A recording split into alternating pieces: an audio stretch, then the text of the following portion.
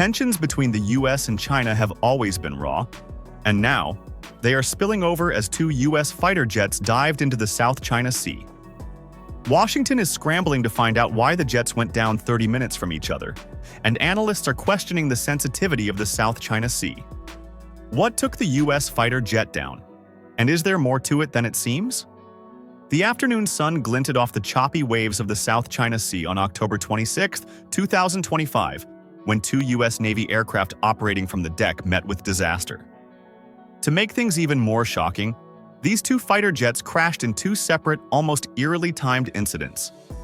At approximately 2:45 p.m. local time, an MH-60R Seahawk helicopter, part of the Battle Cats of Helicopter Maritime Strike Squadron 73, plunged into the sea while carrying out routine operations. Its three crew members, though shaken, were swiftly recovered by search and rescue assets belonging to Carrier Strike Group 11. Fortunately, the crew members were safe and in stable condition.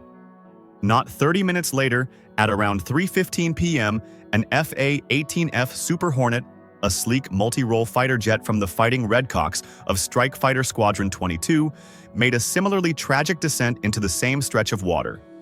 But fate, it seemed, had granted a small mercy. The jet's two pilots ejected in time, and rescue teams once again sprang into action. Within moments, they were safely recovered. In the immediate aftermath, the Pacific Fleet issued a calm but urgent warning, revealing that both crashes are under investigation. It's the kind of statement meant to reassure, but it also showcased the gravity of what just happened. Two very different aircraft at two very dangerous moments, and it happened in the South China Sea, which had been a source of contention between the two. The USS Nimitz, for its part, is no ordinary ship. This is a vessel with decades of history and is slated for retirement soon. It was a symbol of American naval power and has weathered countless deployments, and now it carries a new weight. Each mission and operation carries more risk and pressure as the carrier nears the end of its service. So how did two separate aircraft go down so close together in time and in such a volatile region? The Navy hasn't confirmed a cause, but the circumstances have sparked speculation. Some point to routine operations, as both aircraft were not on combat missions but rather performing their standard duty. Others, noting the close timing, say that there could be mechanical issues or perhaps fuel contamination. President Donald Trump, while dismissing foul play, said that bad fuel is a possible culprit. The implications here go beyond just two crashes. The South China Sea is among the most contested maritime zones in the world and is a strategic corridor with overlapping territorial claims. The region is a geopolitical chessboard, and a misstep can ripple and affect the tensions between the US and China. The fact that US Navy aircraft could crash in this place fuels military concerns and diplomatic unease.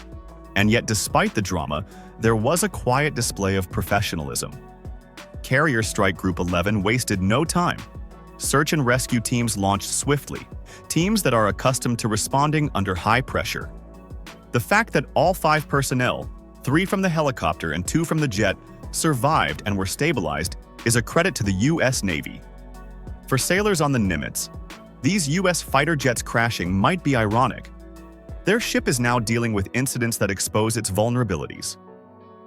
Now, the investigation that follows could take months or even years, as the Navy investigators would have to comb through maintenance logs, inspect wreckage, interview the aircrew, and analyze environmental factors.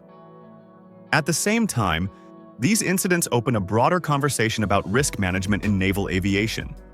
The Super Hornet might be a proven platform, but it's clearly not immune to failure. The Seahawk helicopter is versatile and battle-hardened, but is also complex to maintain. It seems like America's fighter jets are not as perfect as they think. Diplomatically, China has offered to assist with humanitarian assistance if needed. But at the same time, Beijing denied being involved in this crash. Officials there rejected any suggestion of foul play, calling some of the wilder theories a conspiracy. After this shocking event of 2 US fighter jets crashing in the South China Sea, Washington's commitment to its longtime ally, the Philippines, has become more visible and more forceful. The US is showing that despite Chinese coercion, it's not wavering in its defense obligations. Although the US has not admitted that China was responsible for the fighter jets crashing, there's no doubt that many suspect foul play. China's actions in disputed waters, especially around shoals like Scarborough and Sabina, have drawn fierce criticism from Manila, and now with backing from Washington. There have been incidents of ramming, water cannoning, and aggressive military maneuvers against Philippine vessels. These tactics are usually deployed near islands within the Philippines' exclusive economic zone, and they have threatened regional stability and affected the sovereignty of the Philippines. Responding to that threat, the U.S. State Department has repeatedly stated that the 1951 U.S.-Philippines Mutual Defense Treaty applies broadly, not just to conventional warfare, but to armed attacks by China on Philippine public vessels or armed forces anywhere in the South China Sea. When a Chinese Coast Guard ship rammed and used water cannons on the Philippine Bureau of Fisheries, vessel BRP Datu Pagbuaya, near Pag-asa Island, the United States publicly condemned the move and ensured its treaty guarantee was front and center. The U.S. isn't making empty promises. In recent months, U.S. military capabilities on the ground in the Philippines have grown more sophisticated and forward-deployed. In fact, the U.S. has deployed a Marine drone unit. That's the Marine Unmanned Aerial Vehicle Squadron 1, equipped with MQ-9A Reaper drones. This was sent to the Philippines to enhance maritime domain awareness along with its Philippine partners. While the drones are unarmed, their endurance and sensors can provide consistent surveillance. This is a powerful deterrent that can keep the Philippines safe in that consistent region known as the South China Sea. On top of that, the U.S. and the Philippines have ramped up joint air operations. Fighter jets from both nations have patrolled over Scarborough Shoal, a particularly fraught area. This is a sign that Washington is no longer reluctant to put real muscle behind its diplomatic warnings. U.S. officials have also delivered clear diplomatic rebukes. After a Beijing Coast Guard vessel attacked a Philippine boat, U.S. spokespeople condemned the acts as coercive and destabilizing. These confrontations have been linked to the MDT and are a good way for the U.S. to show that its alliance with the Philippines isn't all talk, especially when facing China. At a deeper strategic level, this renewed U.S. engagement shows how important the Philippines is to making the Indo-Pacific free and open to all, instead of leaving it as a possession of China. The South China Sea isn't just a battleground for maritime claims between the Philippines and China, but it's also an important part of global trade. The U.S. supporting the Philippines shows that it's rejecting any of China's attempts to dominate this space completely. For the Philippines, which has been facing regular pressure from China's Coast Guard and maritime militia, having the United States on its side strengthens its hand in negotiations. It also boosts Manila's confidence in defending its territories and raises the cost for Beijing if the conflict over this region escalates. Still, there are some risks. China might push back harder against increased U.S.-Philippine coordination. The presence of U.S. drones, warships, and joint patrols could cause China to push back even worse. Washington has only chosen to lean away and watch, while China has stayed away from escalating any conflict even worse. In the midst of the U.S. fighter jets crashing in the South China Sea, the U.S. is calling on other Southeast Asian nations to stand firm against China's growing maritime ambitions. Speaking at the ASEAN Defense Ministers Gathering, the U.S. Defense Secretary Pete Hegseth warned that China's aggressive moves, including ramming vessels and wielding water cannons in contested waters, threaten the safety and sovereignty of its neighbors. Hegseth urged ASEAN to accelerate the establishment of a long-delayed code of conduct with Beijing, while also pushing for shared maritime surveillance and rapid response capabilities to deter provocations.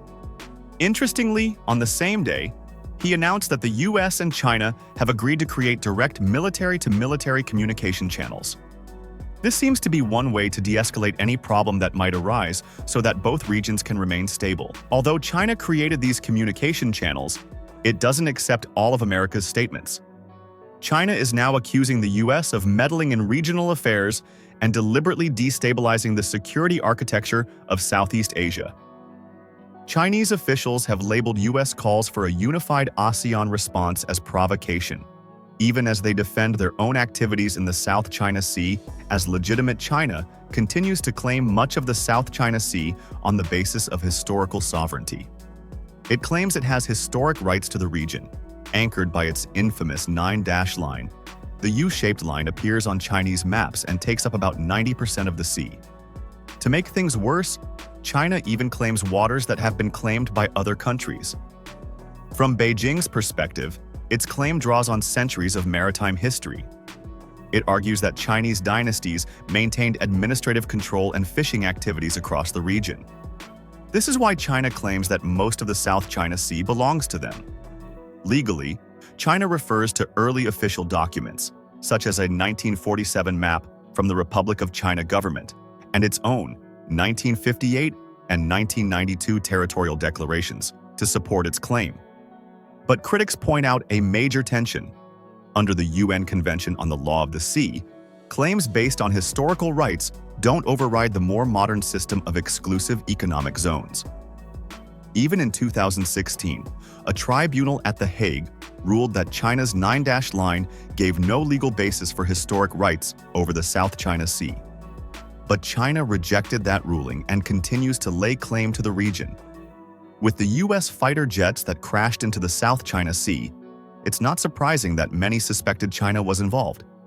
Some speculated that China might have used electronic jamming during recent South China Sea drills, potentially disrupting avionics or navigation systems and contributing to the crashes of a US Seahawk helicopter and a Super Hornet jet. Analysts point to China's expanding electronic warfare capabilities with platforms like the J-16D electronic attack aircraft, advanced jamming destroyers, and ground-based systems on Chinese-held islands that could spoof radar and GPS or actively blind enemy sensors. But China has strongly denied these claims. The PLA, via state broadcaster CCTV, called the idea that they intentionally jammed US aircraft a conspiracy theory.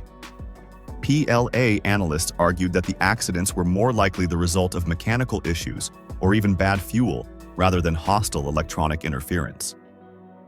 Do you think China is responsible for the fighter jet crash? Let's know your thoughts in the comments. Thanks for watching. Be sure to like and subscribe to stay up to date on global military events.